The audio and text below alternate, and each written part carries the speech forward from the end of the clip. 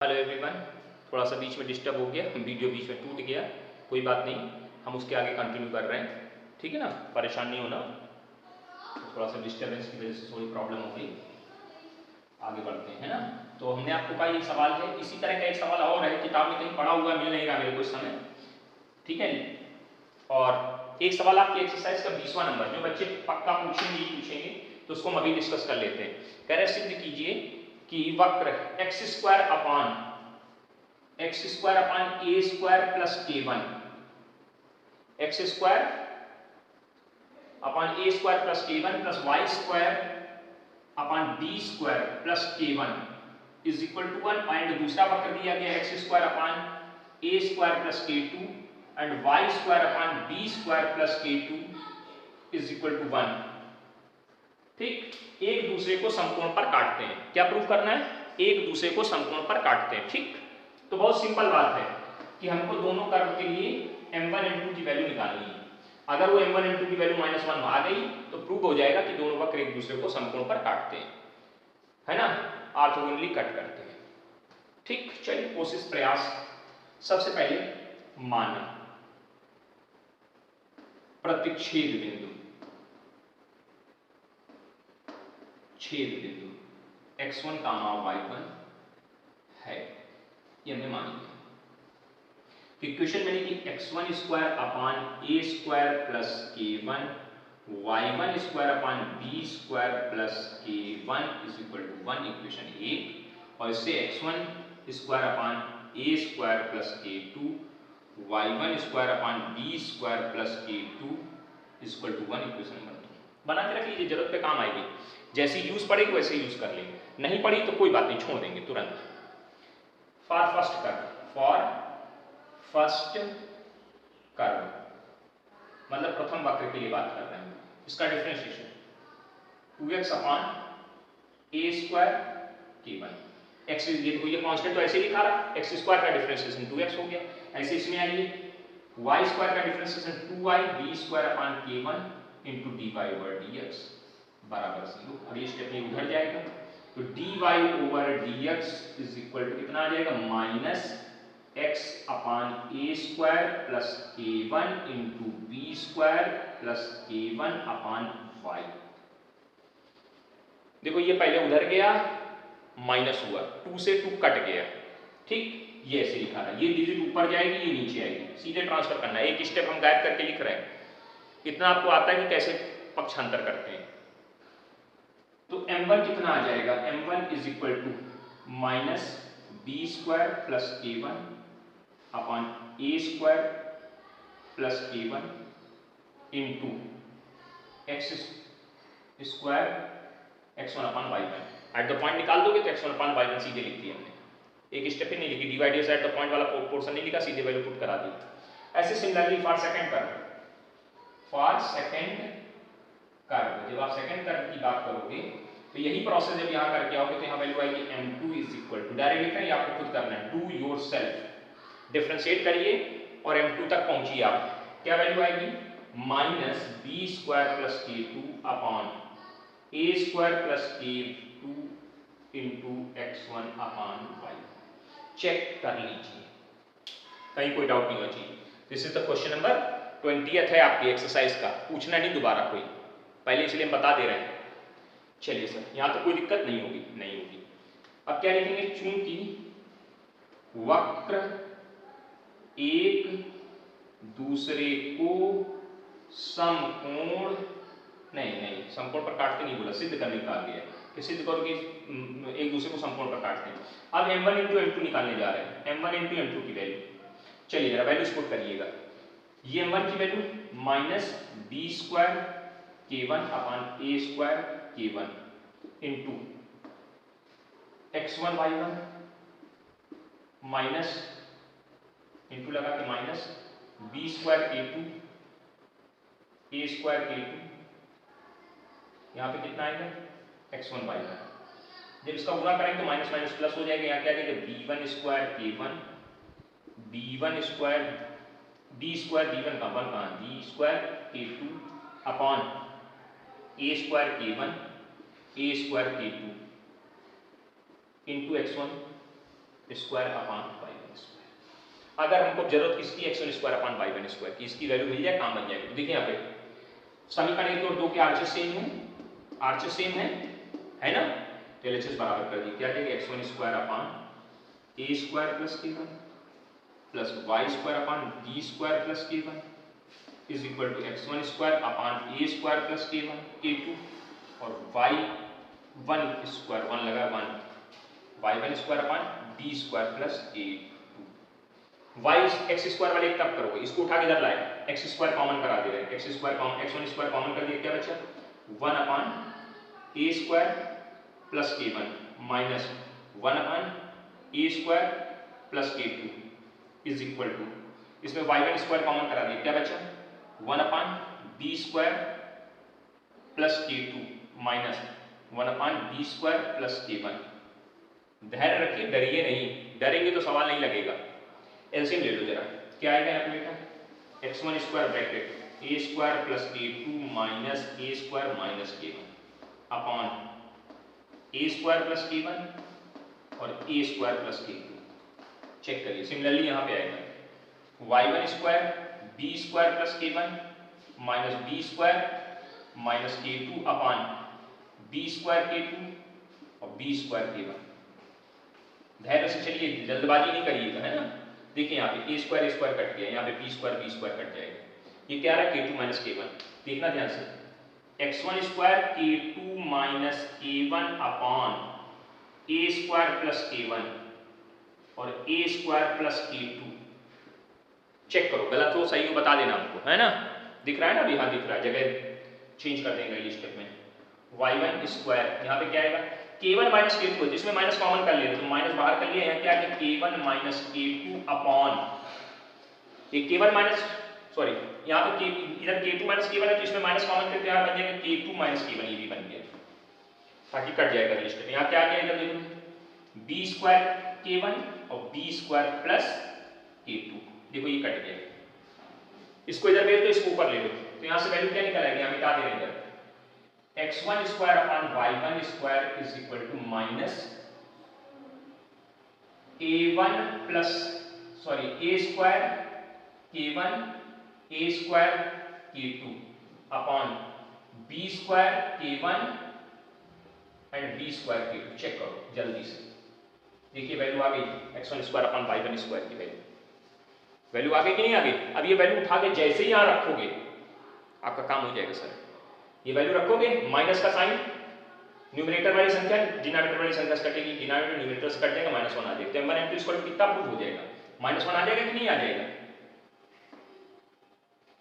ठीक है, तो यहाँ क्या करेंगे, सम ये कौन सा है m1 m2 स्क्वायर चल रहा है, अब यहाँ पे ये इसको इक्वेशन पर कैपिटल बना दो, बना दिया पहले बार। ये आप काम पहले से करके रखोगे, जब आपको ये सवाल 2 बार लगाए होगे, पहले नहीं लगाए होगे तो आपको जब यहाँ जरूरत पड़ेगी तो आपको बैक जाना पड़ेगा, जैसे हमको जाना पड़ा। ठीक, परेशान नहीं होना इसमें।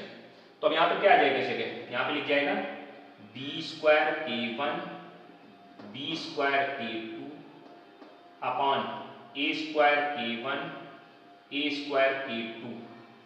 इसकी जब वैल्यू रखोगे तो माइनस आगे लगा दिया, माइनस यहाँ क्या आ जाएगा a square k1 a square k2 upon b square k1 b square k2।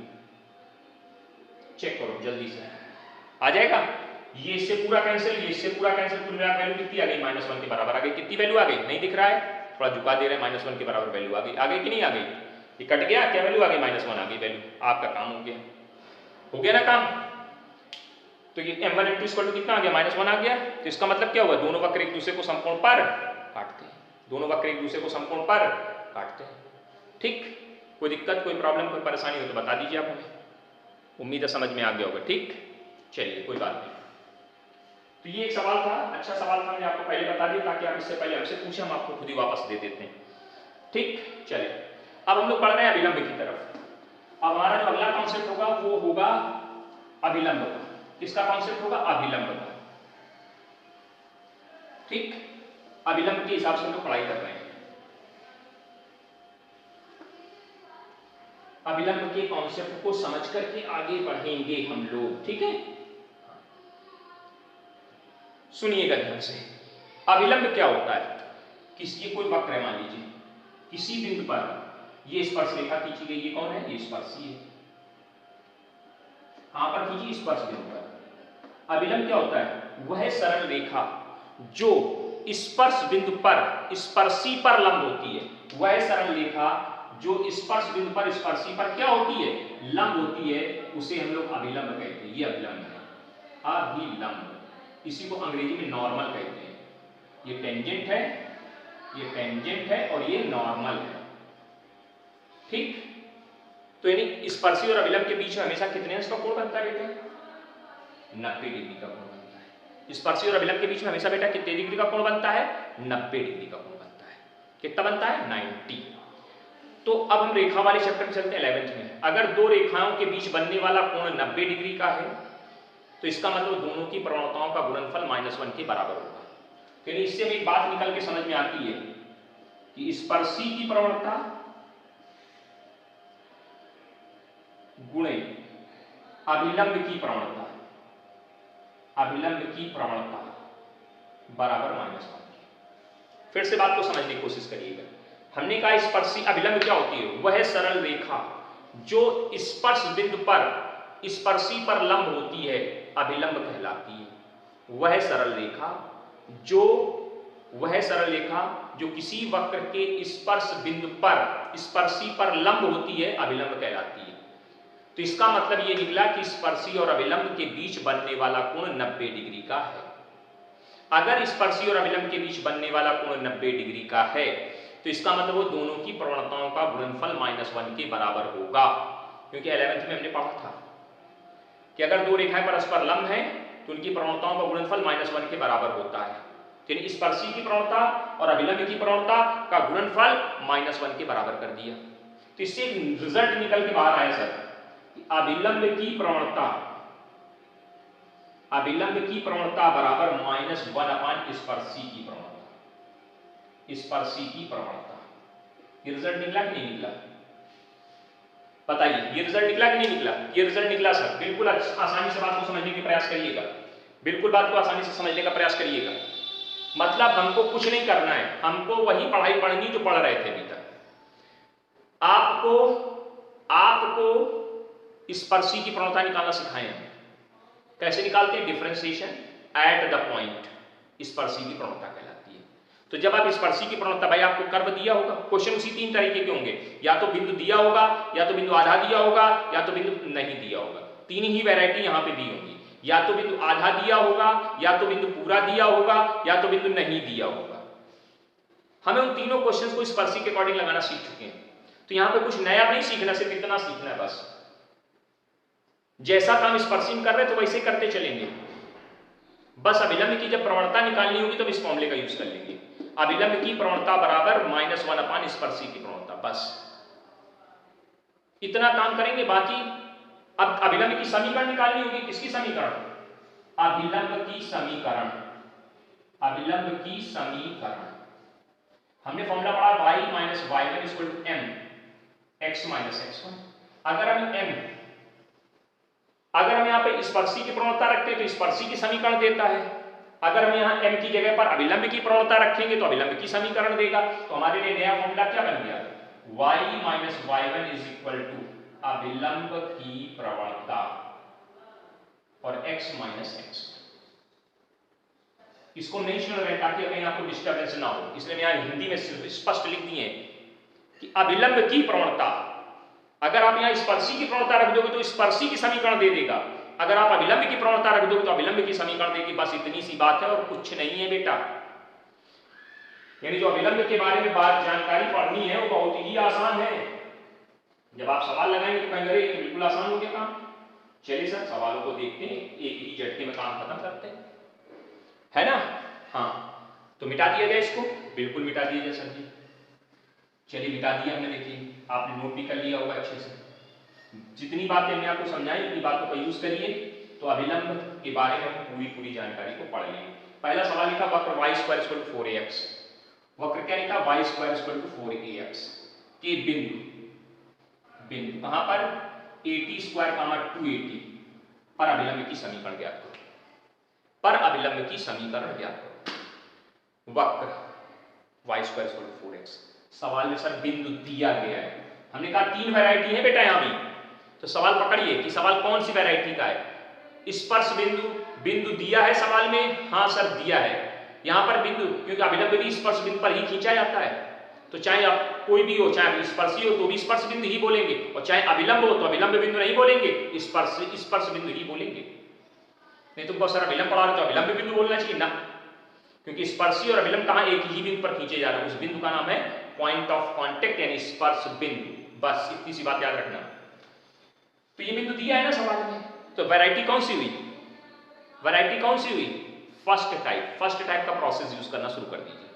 पहले इस वक्र का डिफरेंशिएशन, इसका डिफरेंशिएशन कराओगे तो 2y dy over dx is equal to 4a। इससे dy over dx कितना निकलेगा बेटा, 4a upon 2y, यानी वैल्यू कितनी आएगी 2a upon y। यहाँ हिंदी में लिखेंगे स्पर्शी की प्रवणता, ताकि गलती ना हो। स्पर्शी की प्रवणता बोलते हैं dy over dx at the point। Point हमारा क्या है at स्क्वायर कामा 2a, निकालिए जरा। तो 2a y1 की वैल्यू चाहिए हमें, y की वैल्यू कितनी 280, तो 280 आ रही, कट गया, वैल्यू कितनी आ गई। ये किसकी प्रवणता है, स्पर्शी की प्रवणता। यहाँ लिखेंगे अभिलंब की प्रवणता, अभिलंब की प्रवणता बराबर -1 अपान स्पर्शी की प्रवणता, -1 अपान स्पर्शी कितनी निकली 1 अपान t रख दिया, कितनी वैल्यू आ गई कैलकुलेट करने पे -2। ये स्पर्शी की प्रवणता है सर। अब यहाँ लिखा है स्पर्शी की समीकरण, सॉरी अभिलंब की समीकरण, क्योंकि अभिलंब की पूछेगी तो अभिलंब की समीकरण, अभिलंब की समीकरण y minus y1 is equal to अभिलंब की प्रवणता, हिंदी में लिखेंगे x माइनस x1। m नहीं लिखेंगे क्योंकि m से कंफ्यूजन बना रहता है, कहीं आप धोखे से ये वाला m रख गए तो गड़बड़ हो जाएगा सब, इसलिए हिंदी में आदत बनाइएगा कि अभिलंब की प्रवणता लिखने की। यहाँ पे अभिलंब के टॉपिक में आप हिंदी में लिखिए अभिलंब की प्रवणता। स्पर्शी होती तो कोई दिक्कत नहीं, कोई दिक्कत चल जाता है काम। y माइनस y1, y1 की वैल्यू कितनी 280, अभिलंब की प्रवणता कितनी आई -t आई है, x माइनस x1, x1 कितना है 80 square, x minus x1, x1 कितना 80 स्क्वायर, अंदर गुणा करा दो। y minus 280 is equal to xt minus का xt प्लस 80 स्क्वायर, इसको उठा के इधर ले आते हैं, xt प्लस y, xt इधर है प्लस में, xt plus y is equal to 280 plus 80 square. ये आंसर आ गया। चेक कर लीजिए बेटा, चेक कर लीजिए भैया, y प्लस tx यानी xt is equal to 280 plus 80 square, this is answer. पहला सवाल आपका कंप्लीट होता है, एग्जाम्पल नंबर फर्स्ट कंप्लीट होता है। कोई दिक्कत, कोई दिक्कत नहीं है सर। आगे बढ़ो, मिटा दें इसे, बिल्कुल मिटा दीजिए सर। चलिए आगे बढ़िए, आगे बढ़ते हैं। आगे लिखा वक्र x बराबर 80 स्क्वायर, x बराबर 80 स्क्वायर कामा y बराबर 280। तो ये देखिए इस बार वक्र कैसे दिया गया है, प्राचल समीकरण के रूप में दिया गया। कैसे दिया गया है, प्राचल समीकरण के रूप में। तो प्राचल समीकरण के रूप में जब वक्र दिया जाता है तो वक्र भी वही होता है, और जब इसको ऐसे तो बिंदु ये बन जाता है। ध्यान दीजिए, याद करो, हमने बताया था स्पर्शी में प्राचल में बहुत खास बात होती है, उसमें बिंदु दिया नहीं होता लेकिन बिंदु दिखाई देता। अगर आपके अंदर दिमाग तो देख सकते हैं बिंदु है। ये समीकरण है, यानी x की वैल्यू ये, y की वैल्यू ये। जैसे आपको x बराबर 2 निकला, y बराबर 4 निकला, तो आपके तो बिंदु 2 कामा 4 है, तो आपको x वैल्यू ये, y की वैल्यू ये, तो आपका बिंदु क्या हो गया 80 स्क्वायर कामा 280। यानी बिंदु दिया है ना सवाल में, हाँ सर दिया है सवाल में, बस यही काम आपको समझना है। इसका डिफरेंशिएशन dx अपॉन dt कितनी वैल्यू आई 280, इसका डिफरेंशिएशन dy अपॉन dt कितनी वैल्यू आई 2a। तो dy ओवर dx कैसे निकालते थे, याद होगा, dy अपॉन dt और dx अपॉन dt। अभी पैरामीट्रिक डिफरेंशिएशन है, अब कहोगे सर हमको तो याद नहीं, तो नहीं याद है तो भैया गड़बड़ वाली बात है।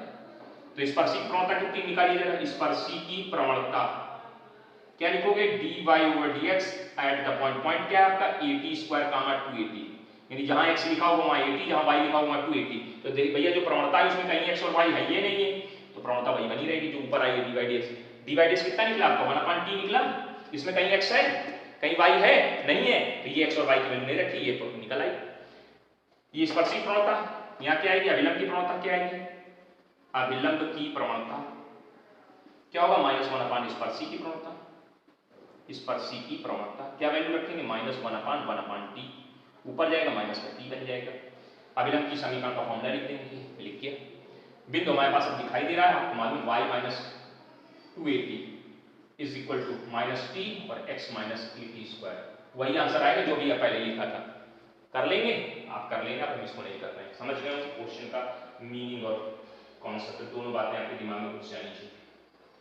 एग्जाम्पल नंबर 3 की तरफ पढ़ते हैं। एग्जाम्पल नंबर 3 की तरफ पढ़ते हैं। एग्जाम्पल नंबर 3 की तरफ पढ़ते हैं। चलिए 3 नंबर क्या कहता है? एग्जाम्पल 3 क्या कहता है?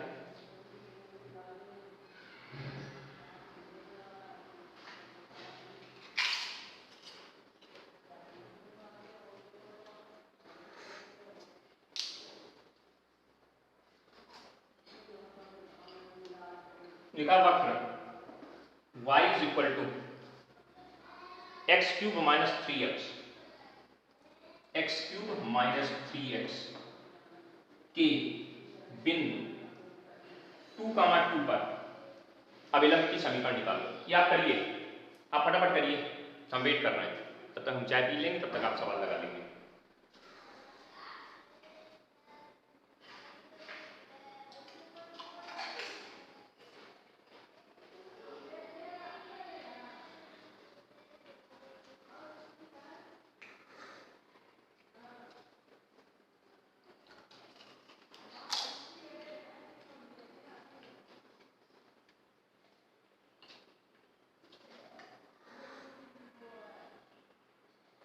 क्या आंसर आया? आंसर बताओ जल्दी। x plus 9y is equal to 20, this answer. जिसका ये आ गया बहुत अच्छी बात है, जो नहीं आया तो समझ लो नालायक है, वो अपने आप को समझ ले कि हमने पढ़ाई नहीं कर रहे मन से, है ना? हाँ, अगला सवाल। अगले सवाल में क्या लिखा है? अगले सवाल में लिखा है वक्र x बराबर t स्क्वायर, x बराबर t स्क्वायर और y बराबर 2t प्लस 1, यानी ये भी पैरामीट्रिक हो गया बेटा। यानी बिंदु क्या हुआ? बिंदु अगर साइड में तुरंत लिख लिया करो, बिंदु t स्क्वायर 2t प्लस 1, ये बिंदु हो गया सर। तो भैया करना क्या है? dx अपान dt 2t आएगा, dy अपान dt 2 आएगा। तो dy ओवर dx निकालोगे, कैसे निकालोगे? dy अपान dt और dx अपान dt से क्या वैल्यू लिखोगे? 2 अपान 2t, कट गया वैल्यू 1 अपान t दे दिया। स्पर्शी की प्रवणता निकालोगे, स्पर्शी की प्रवणता, वही process, dy dx eight the point क्या है? t स्क्वायर 2t प्लस 1, यानी x की जगह ये, y की तो x है ही नहीं इसमें कहीं, तो वही वैल्यू बनी रहेगी। अभिलंब की प्रवणता, अभिलंब की प्रवणता जब आप सीख जाओगे तो कुछ नहीं किया करो, फिर फॉर्मूला लिखना भी बंद कर देंगे आप। ऐसे लिखना, स्पर्शिक प्रवणता आई तो स्पर्शिक प्रवणता को पलट दो और चिन्ह बदल दो, बस। स्पर्शिक प्रवणता को पलट दो और चिन्ह बदल दो, बात खत्म। ऐसे देसी भाषा में लिखो, मतलब टाइम वेस्ट करने की जरूरत नहीं है। तो स्पर्शिक प्रवणता आ गई, अब वो बिंदु है, स्पर्शिक समीकरण निकालनी है, अभिलंब की समीकरण निकालनी है। अभिलंब की समीकरण लैंग्वेज लिख लेंगे, y माइनस y1 ये 2t plus 1 equal to m, यानी m मानी अभिलंब की प्रवणता माइनस t पर x माइनस x1, अंदर गुणा करा दिए, कैलकुलेट करके लिख दिया, आंसर आ जाएगा। इसमें कुछ है नहीं बेटा, बहुत सिंपल सिंपल एग्जांपल है ये, है ना? चौथा एग्जांपल, पांचवा एग्जांपल आप खुद करिए, छठवें एग्जांपल आते हैं, यहां से थोड़ा अच्छा शुरू हो जाता है। छठवें एग्जांपल से अच्छे सवाल शुरू हो जाते हैं।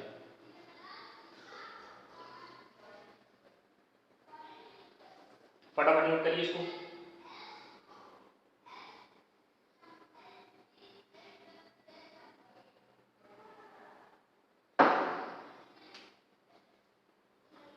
एग्जाम्पल नंबर 6, चौथा आपको करने हुए, पांचवा आपको करने के लिए हमने छोड़ दिया, ठीक है? ना है तो पूछ लेना, वैसे आ जाना चाहिए, नहीं आया तो इसका मतलब फिर आप पढ़ाई नहीं कर रहे।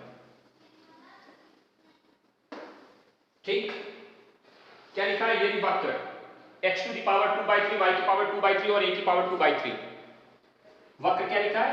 x की पावर 2/3, y की पावर 2/3 और a की पावर 2/3, ये वक्र दे दिया गया का अभिलंब x अक्ष के साथ 5 डिग्री का कोण बनाता है। का अभिलंब, इस वक्र का अभिलंब, इस वक्र का जो अभिलंब होगा, मान लीजिए अभिलंब है, वो अभिलंब x अक्ष के साथ कितने डिग्री का कोण बना रहा है? 5 डिग्री का कोण बना रहा है। अभिलंब, वक्र का, इस वक्र का अभिलंब, इस वक्र का अभिलंब ये बना दिया, मैं इसे जेनेरिक खींच दिया, समझने के लिए। वक्र दिखाना ऐसे दिखा दीजिए, वक्र भी दिखाना दिखा दीजिए, ऐसे ही दिखा दीजिए वक्र कि बिंदु ये ऐसे हो गया का अभिलंब एक्स अक्ष से कितना कोण बनाता है फाई। इसका मतलब क्या पता है, ये चीज जो लाइन दी गई है अभिलंब की प्रवणता दे रहे हैं, अभिलंब की प्रवणता दे रहे हैं सर tan फाई। भाई अगर स्पर्शी एक्स अक्ष के साथ कोण बनाती थी स्पर्शी की प्रवणता निकलती थी, अगर अभिलंब एक्स अक्ष के साथ कोण बना रहा था अभिलंब की प्रवणता दे देगा। यानी इस लाइन का जो अर्थ है कि अभिलंब एक्स अक्ष के साथ फाई डिग्री का कोण बनाता है, उसका मतलब ये किनारे में लिख रखा है, जरूरत पे काम आएगा। फिर सवाल पढ़ सिद्ध करो, आगे लिखा हुआ है, मतलब सवाल पढ़ने पर हमें बिंदु प्राप्त नहीं हुआ है, सवाल पढ़ने पर हमको बिंदु प्राप्त नहीं हुआ है तो क्या करेंगे सर, माना स्पर्श बिंदु x1 कामा y1 है। पहली लाइन माना स्पर्श बिंदु x1 कामा y1 है, let the point of contact is x1 comma y1। आपने अपने फटाफट से मान लिया, कोई दिक्कत हो तो बता दीजिए, इतनी बात नहीं। पहली लाइन क्या निकल के आई, पहली लाइन निकलती है x1 की पावर 2/3 y1 की पावर 2/3 इक्वल टू a की पावर 2/3, इक्वेशन 1। इसका डिफरेंशिएशन कराते हैं जैसे उसी पैटर्न से कराइए। यहाँ लैंग्वेज इस लाइन का मतलब होता है आप यहाँ भाषा लिखें दोनों पक्षों का x के सापेक्ष अवकलन करने पर, समझ गए ना, क्या वैल्यू आएगी 2/3 x की पावर -1/3 प्लस 2/3 y की पावर -1/3 इंटू dy/dx। चेक करो और ये कांस्टेंट है, 0 हो जाएगा। पावर आगे आई, एक पावर कम हो गई, लिख दिया, कैलकुलेट करने के लिए उधर ले गए तो 2/3 y की power -1/3 dy/dx is equal to -2/3 x की पावर -1/3। तो इससे dy/dx कितना निकल के आएगा, इससे निकलेगा dy/dx इक्वल टू -x की पावर -1/3 अपॉन y की पावर -1/3। पावर निगेटिव है तो न्यूमरेटर वाली पावर को डिनोमिनेटर में, डिनोमिनेटर वाली पावर को ऊपर भेज दे रहे हैं, तो y की पावर 1/3 और x की पावर 1/3। चेक करो, निगेटिव पावर को पॉजिटिव बनाना आपको पता होगा, इतना पढ़ा है आपने। अब आइए सर स्पर्शी की प्रवणता हमारे हिसाब से क्या निकलेगी, स्पर्शी की प्रवणता, स्पर्शी की प्रवणता हमारे हिसाब से, अपने हिसाब से क्या आएगा, dy/dx eight the point in x1 y, क्या वैल्यू निकल के बाहर आएगी -y1 की पावर 1/3 अपॉन x1 की पावर 1/3। इसलिए स्पर्शी के बाद अभिलंब की प्रवणता तुरंत तैयार हो जाएगी। अभिलंब की प्रवणता हमने आपको बताया क्या करना है, चिन्ह बदल देना है और संख्या को पलट देना है। स्पर्शी की प्रवणता को पलट दिया तो यानी x1 की पावर 1/3 अपॉन y1 की पावर 1/3 और चिन्ह माइनस था तो प्लस कर दिया, ये स्पर्शी की प्रवणता, अभिलंब की प्रवणता हमारे हिसाब से आ गई। प्रश्नानुसार जरा देखिएगा, प्रश्नानुसार अभिलंब की प्रवणता कितनी है, अभिलंब की प्रवणता बराबर tan फाई, ये हमारी उनकी दोनों हुई बराबर, इसको मिटा दे रहे इधर, ये हमारी ये उनकी अब दोनों हुई बराबर, क्या मतलब निकल के आया सर, x1 की पावर 1/3 अपॉन y1 की power 1/3 is equal to tan phi के, यानी x1 की पावर 1/3 इक्वल टू y1 की पावर 1/3 इंटू tan फाई के, यानी x1 is equal to y1 tan cube theta, दोनों साइड का क्यूब कर दिया, दोनों साइड का क्यूब किया तो इसका क्यूब आएगा x1, इसका क्यूब आएगा y1, इसका क्यूब हो जाएगा tan क्यूब थीटा। ये इक्वेशन नंबर सेकंड, ये फर्स्ट और ये सेकंड, इन दोनों को सॉल्व करो पहले भैया, स्पर्श बिंदु निकलेगा और जब स्पर्श बिंदु निकलेगा तब स्पर्शी की प्रवणता निकालेंगे, सॉरी स्पर्शी की सॉरी अभिलंब की समीकरण निकालेंगे। कार्रवाई लंबी है, कोई दिक्कत नहीं, कार्रवाई लंबी तो करेंगे। उठाइए x1 का मान समीकरण 1 में रखने पर, रखिए जरा यहां पे क्या आएगा, y1 tan क्यूब फाई की होल पावर 2/3 प्लस y1 की power 2/3 is equal to a की पावर 2/3। चेक करते जाना, कुछ भी गड़बड़ नहीं होना चाहिए, सही है, ध्यान देना इसमें। इसकी पावर कितनी आएगी, y1 की power 2/3 into tan square phi हो जाएगा, क्यों, जब इसके ऊपर पावर आएगी 3 पावर कटेगी स्क्वायर लग जाएगा, प्लस y1 की power 2/3 is equal to a square की पावर, ये जो भी लिखिए, देख लो कहीं गड़बड़ी हो तो बता देना। इसको कॉमन कर लिया, क्या आ गया, y1 की पावर 2/3 ब्रैकेट के अंदर 1 plus tan square theta 10 square 5 sorry a की पावर 2/3, तो यानी y1 की पावर 2/3 इंटू सेक स्क्वायर 5 हो गया ये sir, is equal to a की पावर 2/3, यानी इससे वैल्यू निकली y1 की पावर 2/3, y1 की power 2/3 is equal to a की पावर 2/3 अपॉन सेक स्क्वायर 5, ये ऊपर चला गया, तो क्या वैल्यू आ गई y1 की power 2/3 is equal to a की पावर 2/3 इंटू सेक ऊपर जाएगा तो cos बनेगा, cos स्क्वायर 5। समझ में यहां तक तो आ गया सर। ये 2/3 पावर को हटाना है तो पहले क्यूब कर रहे हैं, एक एक करके पहले ऋणात्मक घातांक खत्म कर रहे हैं, तो जब क्यूब करेंगे तो क्या आएगा इसका, इधर आएगा y1 square a square, cube किया तो 6 पावर हो जाएगी, cos की पावर 6 5।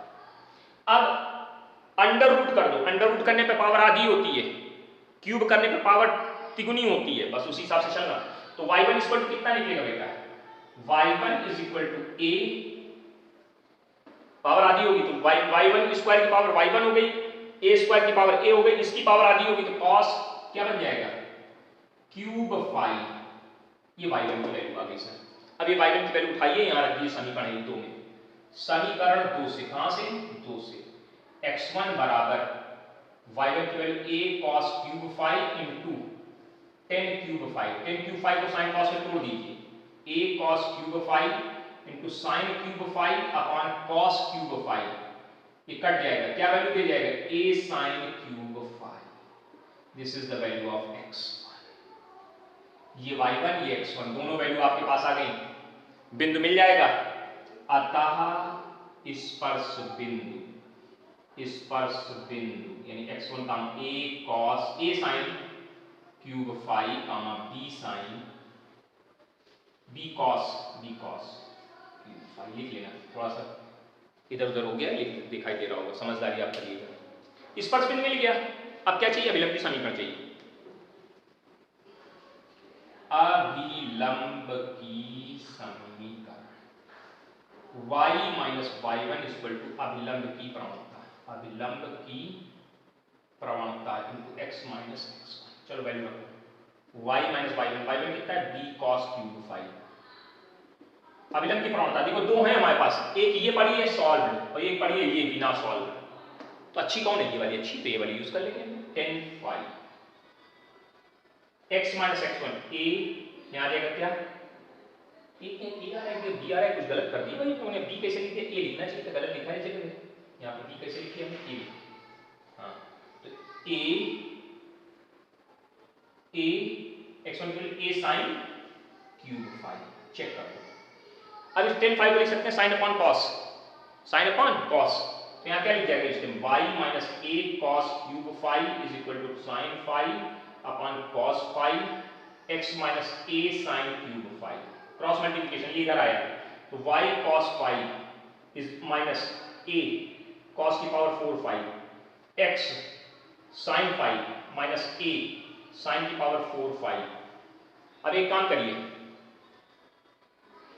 करिए, जैसे एडजस्टमेंट उसी हिसाब से व्यवस्थाएं बनाते हैं, इस टर्म को उठा के इधर लाए, y cos 5 minus x sin 5, यहां तक कोई दिक्कत नहीं, इज इक्वल टू ये उधर गया, a कॉमन करा देगा, अंदर क्या बचेगा, cos की पावर 4 5 माइनस sin की पावर 4 5, इसके फैक्टर हो रहे हैं बेटा, cos square 5 minus sin square 5 और दूसरे ब्रैकेट में cos square 5 plus sin square 5 होंगे नहीं फैक्टर दो, तो जगह कम होने की वजह से थोड़ा इधर आ जाती है, इधर दिख रहा है ना, इधर दिखेगा भी, यहाँ पे यहाँ दिया y cos 5 minus x sin 5 is equal to a cos square 5 minus sin square 5, दूसरे ब्रैकेट में cos square 5 plus sin square 5, नहीं लिख देंगे, इसकी वैल्यू 1 हो जाएगी और ये फॉर्मूला बना देगा क्या, cos 2 5, ट्रिग्नोमेट्री पढ़ी ना, cos square theta minus sin square theta cos 2 theta होता है, तो क्या आंसर आ गया, y cos 5 minus x sin 5 is equal to a cos 2 5, this is very important question, बहुत बढ़िया क्वेश्चन है, बहुत ही बढ़िया क्वेश्चन,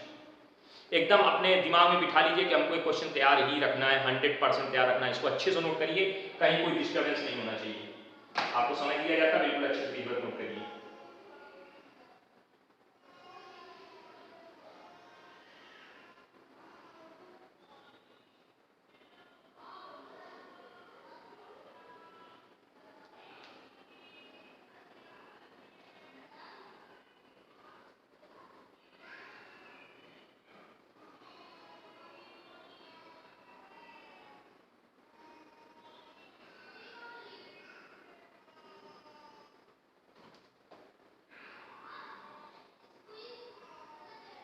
नोट हो गया? नहीं हुआ अभी? कर लीजिए, फटाफट नोट करिए अच्छे से। चलिए अच्छे से नोट कर लीजिए, 1 मिनट।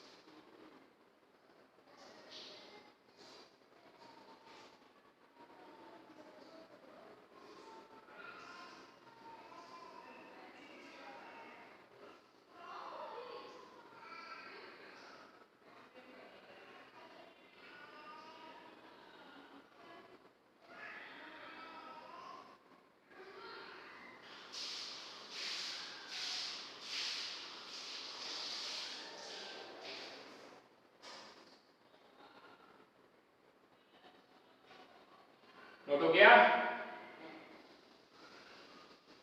बढ़िया से नोट कर लीजिए। चलिए अगला क्वेश्चन, एग्जाम्पल नंबर नेक्स्ट। एक एग्जाम्पल तो हो ही जाएगा अभी, हाँ टाइम अभी है।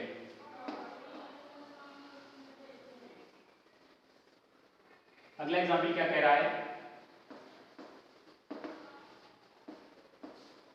कि समकोणीय अतिपरवलय है। कौन सा अतिपरवलय है? समकोणीय, xy = c²।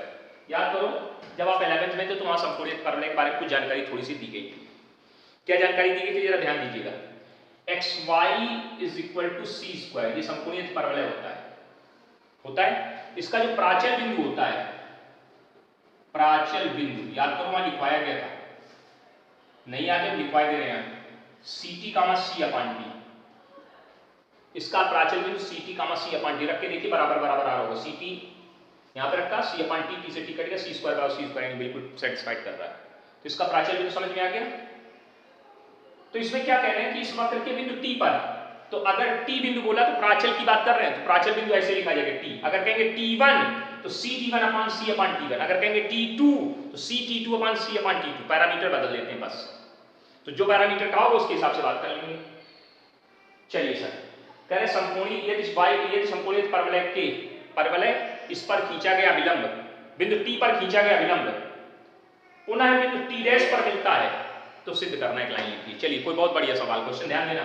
इसका पहले डिवाइड करो, first function as it is, second का differentiation plus second as it is, first का डिफरेंशिएशन इक्वल टू 0 के, यानी dy/dx आपके पास आने में कोई देर नहीं लगी, -y/x।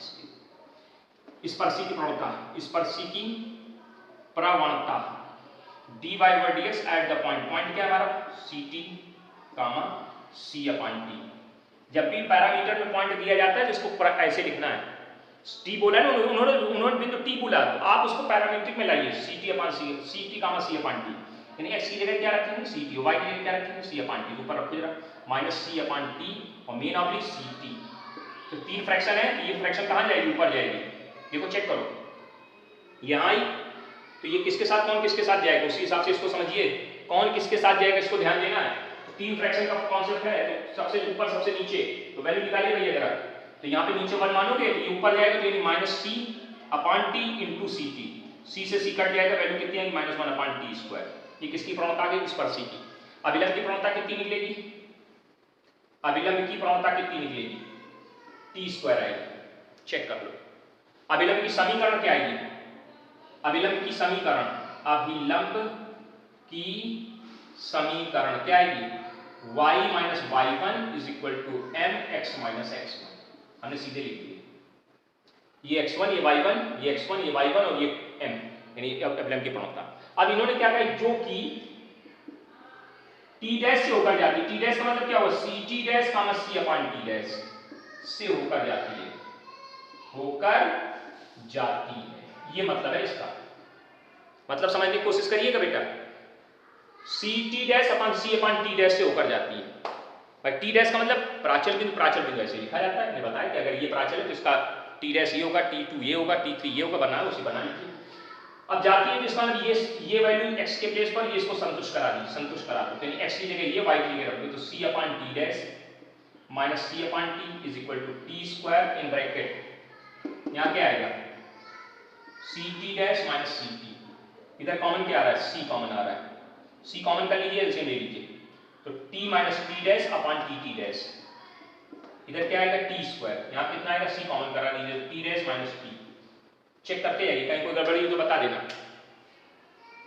देखो जो कट्टे काटिए, इसमें माइनस कॉमन कर लिए तो ये कट रहा है, इसको अभी सी से सी कट दिया, पहले सी से सी खत्म करो, इसमें माइनस कॉमन किया, माइनस कॉमन किया क्या बचेगा, t dash minus t upon t dash is equal to कितने के टी स्क्वायर और टी डैश माइनस टी के, ये पूरा पूरा ब्रैकेट साफ हो गया, क्रॉस मल्टीप्लिकेशन करा दीजिए, इधर क्या बचा माइनस का 1 is equal to t cube into t dash, t cube into t dash क्या लाने कहा गया था, सिद्ध करने कुछ कहा गया था ना हमसे, पहले सिद्ध करें t cube into t dash equal to minus 1, ये सिद्ध करने कहा गया, आ गया होगा समझ में, कोई दिक्कत नहीं होनी चाहिए इसमें।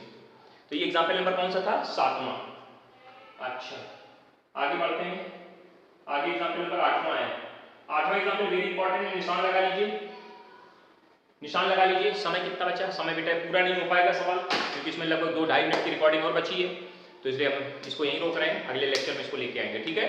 परेशान तो अब आपके एग्जाम्पल कंप्लीट हो गए, सिर्फ एक एग्जाम्पल रह गया मेरे पास, बाकी अब आपको पूरी एक्सरसाइज, मतलब इसमें 3 एक्सरसाइज हैं, एक स्पर्शी की, एक अभिलंब की और एक स्पर्शी और अभिलंब की कंबाइंड, यानी तीनों एक्सरसाइज आपको कंप्लीट करनी। जो क्वेश्चंस नहीं आएंगे वो आप हमको भेजें और हमसे डिस्कस कराएं तुरंत। चैप्टर को कंप्लीट करना है, बाइंड अप करना है, टेंजेंट और नॉर्मल कंप्लीट हो जाए तुरंत इसका टेस्ट करवा देते हैं ऑनलाइन, है ना। आप इसको तैयार रखिए फटाफट, बिल्कुल एकदम ताबड़तोड़ चलाइए, ठीक। Okay, thank you.